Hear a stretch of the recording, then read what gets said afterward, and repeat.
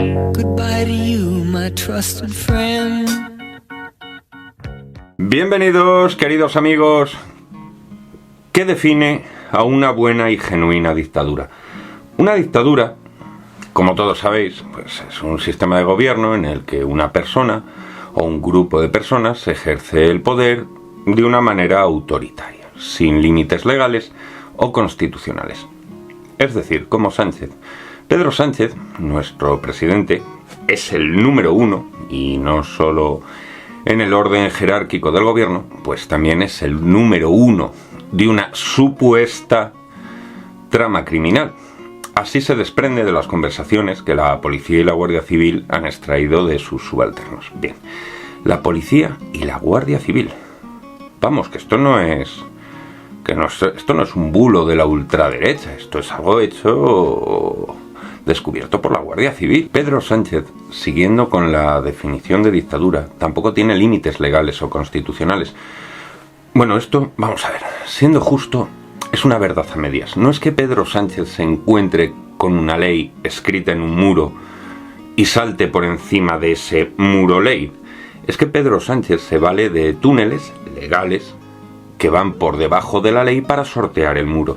Es que Pedro Sánchez se vale de pértigas legales para saltarse el muro de la ley. Se vale de senderos oscuros y retorcidos para bordear la ley. Todos estos medios son medios legales, porque el tío tiene un ejército de gente que busca esos pequeños resquicios de la ley, esos vacíos legales, para, sin violar la ley, esquivarla, para salirse con la suya. Además, por si fuera poco, pone a disposición personal, y parasita con la ayuda de personas afines, órganos del Estado, estamentos del Estado, personal del Estado y medios del Estado. Es decir, utiliza al Estado, que pagamos todos, para su defensa. De momento a nosotros, a los españoles, la cosa no nos pinta bien. Tal parece que esto apesta a dictadura. Esto es muy importante, queridos amigos. Que estemos en Europa no significa que por eso nos libremos de una dictadura. Eso es un engaño. A todas luces parece que vivimos en una democracia, pero en realidad esto se parece más a una dictadura. Pero sigamos estudiando las características de una dictadura. Es que es muy interesante. En una dictadura no se respetan los derechos fundamentales. Es decir, en una dictadura pueden embargarte tu casa si el Estado así lo considera. En España, de momento, no te embargan la casa, pero sí hacen una expropiación indirecta al proteger a aquellos que ilegalmente deciden hospedarse en una propiedad ajena. El Estado no te ha embargado la casa para dársela a otro, pero a efectos prácticos es lo mismo, pues legitima el poder violento de aquellos que allanan tu morada sobre tu poder de pertenencia. En una dictadura no hay elecciones libres ni pluralismo político. Las elecciones están amañadas por varios frentes. Por un lado están los que cuentan los votos y por otro lado aquellos que, bueno, por interés votan gente que a lo mejor no es. Tampoco hay pluralismo político. Existe una oposición, por llamarla de alguna manera, que en vez de proveer al país de una alternativa beneficiosa, parece que quiere jugar con el PSOE, hacerse un poco de daño, pero con clase, con comedimientos, sin hacer sangre. Pobrecitos. En una dictadura el poder se concentra en manos del líder, en nuestro caso de Pedro Sánchez, o del régimen, el PSOE, sin separación de poderes, como estamos viendo, ni garantías de participación ciudadana. En una dictadura la represión es común. En España, por ejemplo, un fiscal general del Estado imputado puede permitirse lanzar amenazas taimadas haciendo valer lo que sabe o lo que deja de saber. En una dictadura es usual el control de los medios de comunicación, como ya sabemos. En plata, España es un tinglado de corrupción de dimensiones tan descomunales que hace que escándalos anteriores, como el caso ERE o Gürtel, parezcan en comparación, pues, algo de aficionados de andar por casa. Aquí tenemos de todo. Oro venezolano, rescates millonarios para amigotes y un capo por presidente del gobierno.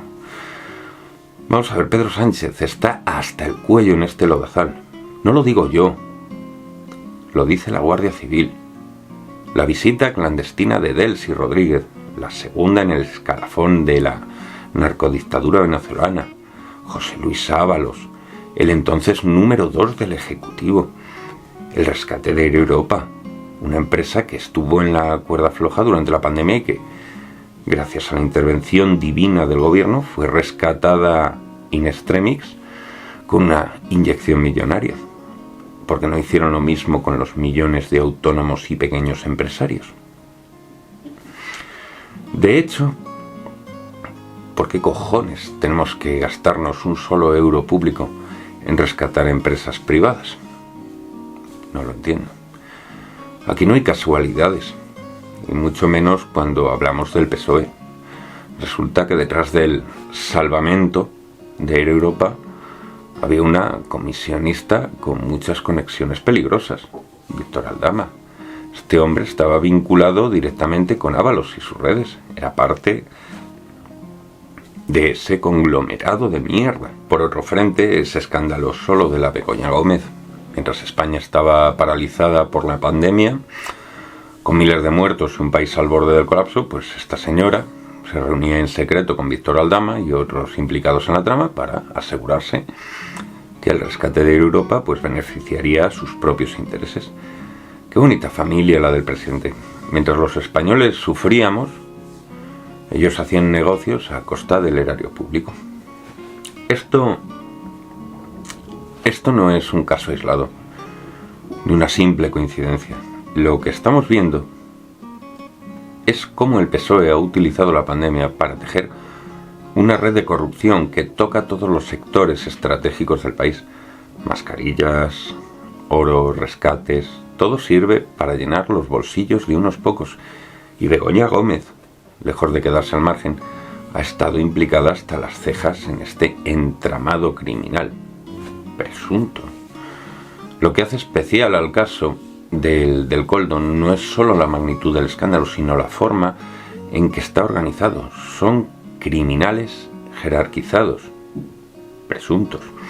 Según el informe de la Guardia Civil, esta trama funcionaba como una empresa, con cargos intermedios, bajos y altos. Es crimen organizado, presunto, y así sucesivamente. Cada nuevo descubrimiento es más escandaloso que el anterior.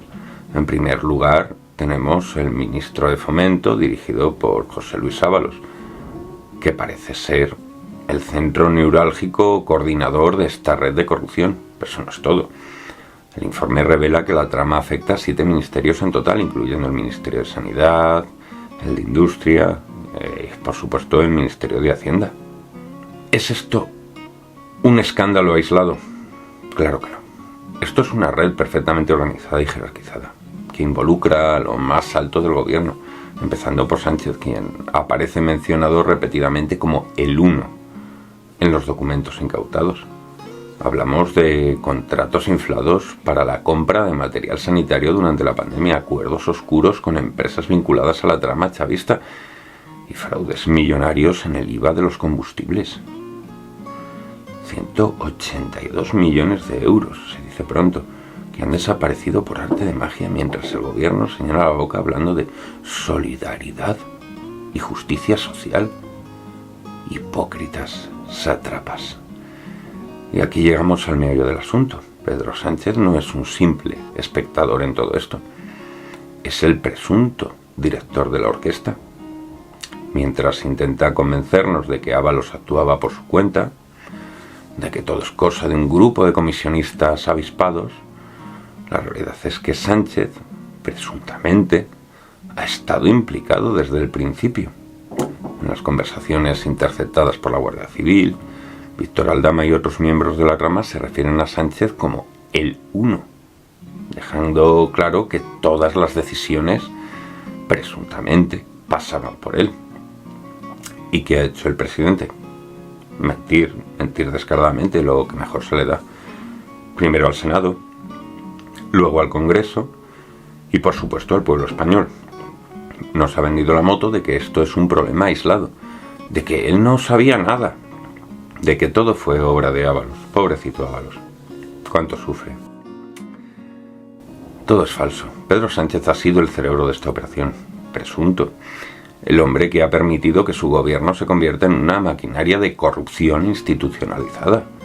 Y ahora, cuando las pruebas son irrefutables, intenta lavarse las manos como si esto no fuera con él. Un escándalo que supera a todos los demás. Lo peor de todo, como digo, es que esto no es un caso aislado. No es un nuevo episodio de corrupción más. El caso Koldo supera con creces a cualquier otro escándalo que hayamos visto antes en España. Más grande que el caso ERE. Más escandaloso que Gürtel. Y con implicaciones que van mucho más allá de nuestras fronteras. Estamos hablando de una trama que ha afectado directamente a los intereses de la Unión Europea. De un gobierno que ha hecho negocios con una narcodictadura. Y que ha vendido la soberanía de España al mejor postor. Si esto no es motivo suficiente para que Pedro Sánchez dimita, pues es que yo no sé qué otro motivo puede haber.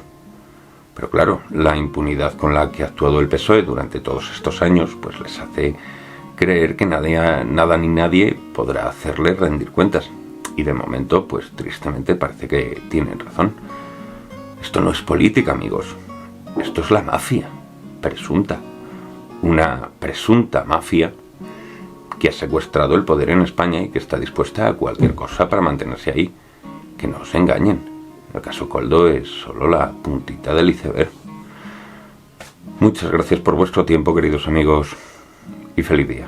Un fuerte abrazo.